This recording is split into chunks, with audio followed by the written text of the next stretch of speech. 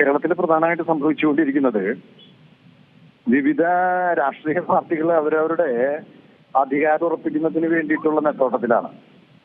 അതിനിടയിൽ സാധാരണക്കാരുടെ ജീവനും സ്വത്തിനും അല്ലെങ്കിൽ അതൊക്കെ സംരക്ഷിക്കുന്നതിന് പ്രാപ്തരായിട്ടുള്ള അല്ലെങ്കിൽ അതിനൊക്കെ ഉത്തരവാദിത്തപ്പെട്ട പോലീസ് സേനയില് നല്ലൊരു നവീകരണം നടത്തുവാനായിട്ട് ഇതിന് ശാസ്ത്രീയമായിട്ടുള്ള രീതിയിൽ ഒരു നവീകരണം നടത്തുവാനായിട്ട് ഇതേവരെ കഴിഞ്ഞിട്ടില്ല.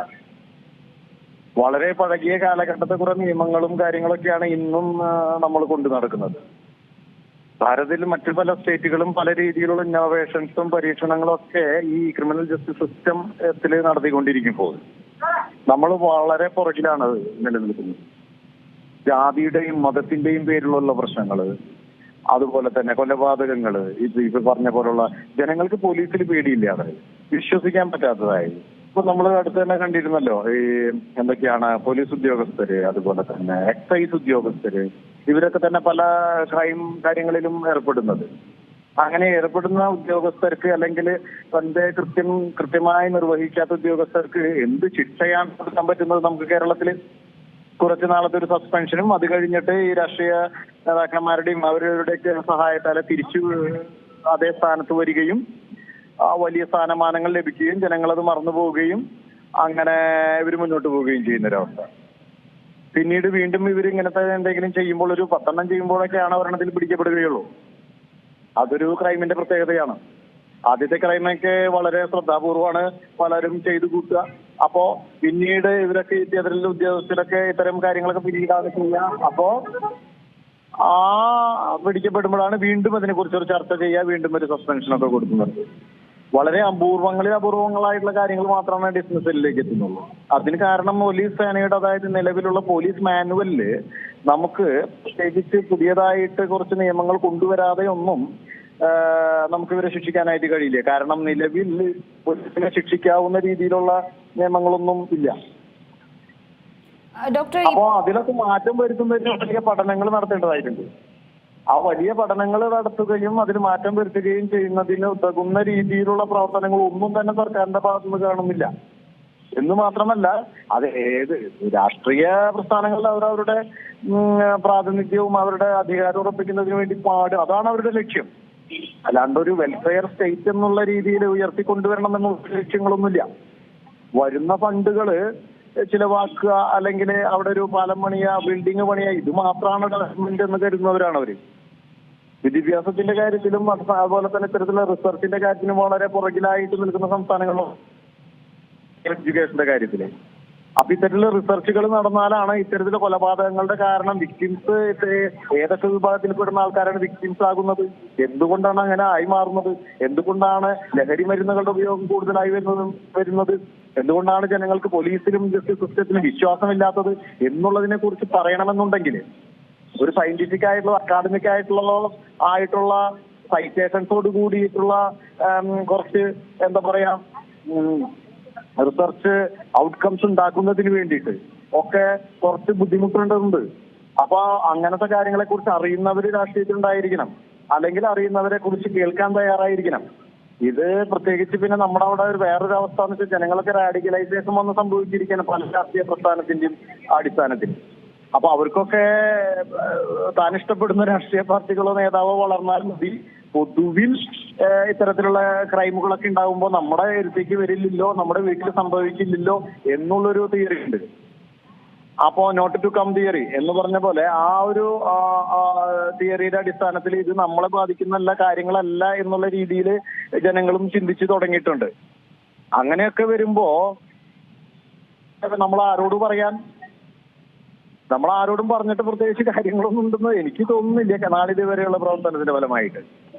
ഏതെങ്കിലും രാഷ്ട്രീയ നേതാക്കന്മാർക്കൊക്കെ ഇതിലൊക്കെ ഒരു മാറ്റം വരണം എന്ന് ആഗ്രഹിച്ചുകൊണ്ട് ആത്മാർത്ഥതയോടുകൂടി പണിയെടുത്ത് മുന്നോട്ട് വന്നാൽ ഇതൊക്കെ മാറ്റാവുന്നതേ ഉള്ളൂ. 1 വർഷമോ അല്ലെങ്കിൽ 1.5 വർഷത്തിന്റെ ഇടവേളകളിലൊക്കെ അതിനുവേണ്ടി പ്രയത്നിച്ച് ഇതൊക്കെ മാറ്റം വരുത്താവുന്നതേ ഉള്ളൂ. പക്ഷെ അതൊക്കെ സംഭവിക്കുന്നത് എനിക്ക് തോന്നുന്നില്ല. ഇതൊന്നും ലീസ്റ്റ് ബോധേഡാണെന്ന് ഈ സർക്കാരുകളൊക്കെ. ജനങ്ങളുടെ ഒരാളുടെ ജീവൻ പോയി, 2 ആളുടെ ജീവൻ പോയി, അതിലൊന്നും അവർക്കൊരു പ്രശ്നങ്ങളല്ല.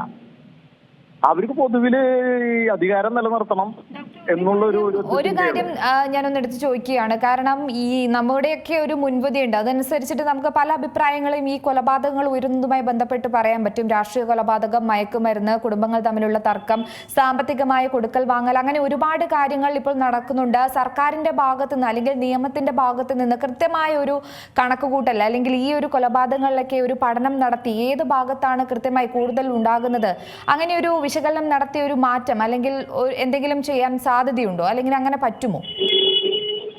പിന്നെ ധാരാളം പറ്റും. അതല്ല ഇതിന്റെ അങ്ങനെ നമുക്ക് ഇപ്പോ മാം പറഞ്ഞ പോലെ രാഷ്ട്രീയ കൊലപാതകങ്ങളുണ്ട്, സാമ്പത്തിക കൊലപാതകങ്ങളുണ്ട്, മറ്റ് പേഴ്സണൽ ബന്ധങ്ങളിൽ പെട്ടുന്ന കൊലപാതകങ്ങളുണ്ട്. എന്തൊക്കെയായാലും ജനങ്ങൾ നിയമം തെറ്റിക്കുന്നതിന് തയ്യാറാവുകയാണല്ലോ അവിടെ. രാഷ്ട്രീയമായാലും സാമ്പത്തികമായാലും നിയമത്തെ അനുസരിക്കാതെ അല്ലെങ്കിൽ നിയമം പോകുന്ന വഴിക്ക് പോകാതെ അവർ ഈ നിയമം കയ്യിലെടുക്കുകയാണ് ചെയ്യുന്നത്.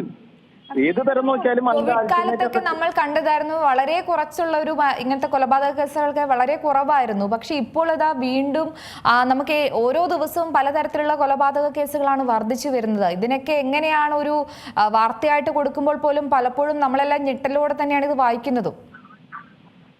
അതായത് എന്താ കാര്യം വെച്ചാൽ ഒരു വിഷയത്തിൽ ഇപ്പൊ ഒരു കൊലപാതകം എന്ന് പറയും, അതിനൊരു ഫാക്ടർ മാത്രമായിരിക്കില്ല ഉണ്ടാവുക. മൾട്ടി ഡൈമെൻഷനലായിട്ടുള്ള കോസസ് ധാരാളം ഉണ്ടായിരിക്കും. ഈ വ്യക്തികൾ അവിടെ മയക്കുമരുന്നുകളുടെ ഉപയോഗം അല്ലെങ്കിൽ മദ്യത്തിന്റെ ഉപയോഗം ഈ ആന്റി സോഷ്യൽ ബിഹേവിയറിനോട് കൂടിച്ചേർന്ന് വരികയാണെങ്കിൽ അതിന്റെ ആഫ്റ്റർ എഫക്ട്സ് എന്ന് പറയുന്നത് ദൂരവ്യാപകമായിരിക്കും. പിന്നെ അതുപോലെ തന്നെ ജാതി മതത്തിന്റെ ഒക്കെ പേരും പറഞ്ഞ് ജനങ്ങളെ തമ്മിൽ തല്ലിക്കുന്ന ചില വ്യക്തിത്വങ്ങളുണ്ട്. അവര് സമൂഹത്തിലേക്ക് കൊടുക്കുന്ന സന്ദേശങ്ങളുണ്ട്. അപ്പൊ അത് റാഡിക്കലൈസേഷൻ നടക്കുകയാണ് ചെയ്യുന്നത്. അപ്പൊ ഈ റാഡിക്കലൈസേഷന്റെ ഭാഗമായിട്ട് നടക്കുന്ന കൊലപാതകങ്ങൾ, അങ്ങനെ വിവിധ തരത്തിലുള്ള കോസസ് നിലനിൽക്കുന്നു. ഈ കോസസുകൾ ഐഡന്റിഫൈ ചെയ്യുക എന്നുള്ളതാണ് ഏറ്റവും പ്രധാനപ്പെട്ട കാര്യം. ഈ കോസസിനെ ഐഡന്റിഫൈ ചെയ്താൽ മാത്രമാണ് അതിനു മുകളിൽ നമുക്ക് എന്ത് ചെയ്യാൻ കഴിയുമെന്നുള്ള ചർച്ച വരുന്നുള്ളൂ. നാളിതുവരെ കുറച്ച് ഫണ്ടുകൾ ചെലവാക്കുക എന്നുള്ളതല്ലാതെ എഫക്റ്റീവായിട്ടുള്ള ഒരു മാറ്റം ഇതേവരെ നമ്മൾ കണ്ടിട്ടില്ല. പോലീസ് സേന നല്ല പോലീസ് സേനയൊക്കെയാണ് എന്നുണ്ടെങ്കിൽ അവർക്ക് വേണ്ട സൗകര്യങ്ങളെല്ലാം കൊടുക്കുന്നുണ്ടെങ്കിലും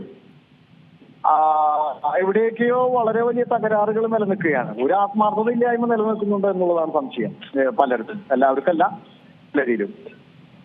അപ്പോ ഈ പറഞ്ഞ പോലെ നമ്മുടെ ഭരണകൂടം ഇതൊക്കെ അവസാനിപ്പിക്കണമെന്നുള്ള രീതിയിൽ ആത്മാർത്ഥതയോടുകൂടിയിട്ട് ഈ വിഷയത്തെ നോക്കി കാണുകയാണെങ്കിൽ അതൊക്കെ അവസാനിപ്പിക്കാവുന്നതേ ഉള്ളൂ. ഇതൊക്കെ ഓരോ നേതാക്കന്മാരുടെ അവരവരുടെ വീടുകളിലും അയൽപക്കങ്ങളിലും ഒക്കെ വരുമ്പോൾ മാത്രമാണ് അവർ തിരിച്ചറിയുന്നുള്ളൂ. ഏറ്റവും പുതിയ വാർത്തകളും വിശേഷങ്ങളും വിരൽ തുമ്പിലറിയാൻ സീ മലയാളം ന്യൂസ് എല്ലാ ഡിജിറ്റൽ പ്ലാറ്റ്ഫോമുകളിലും ലഭ്യം.